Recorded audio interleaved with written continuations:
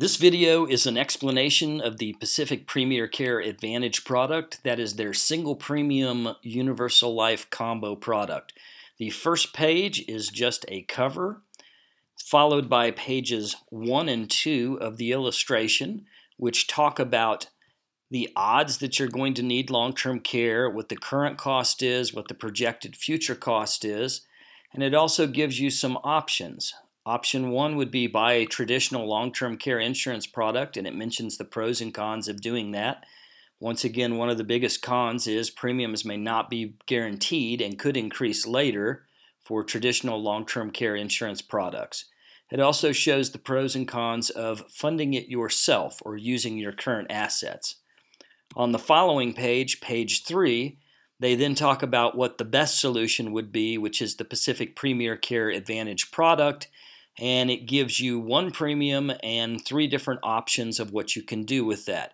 Use it for long-term care, use it for death benefit, or get your money back at any time.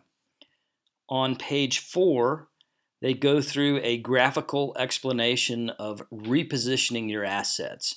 So this is a hypothetical pie chart of what your assets could be, and their recommendation is that you take part of the cash and you move it from your cash holdings over into this product where it will act somewhat like cash but also provide the following benefits.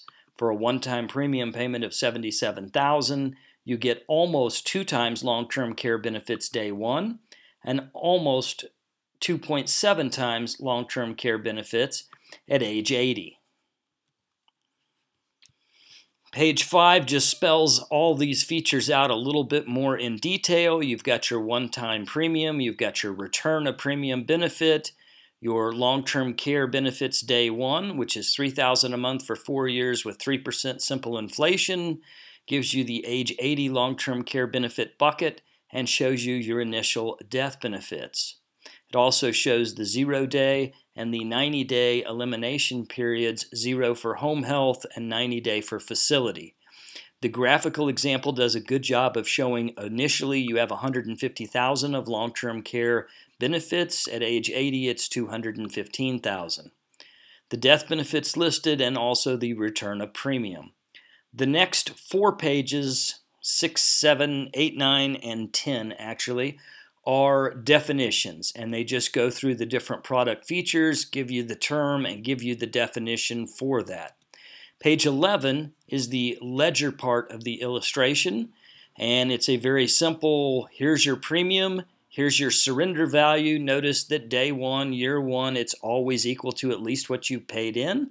Here's your death benefit proceeds, which start off a little bit higher and then fall to this $77,326 and eventually rise back up if you never used the contract.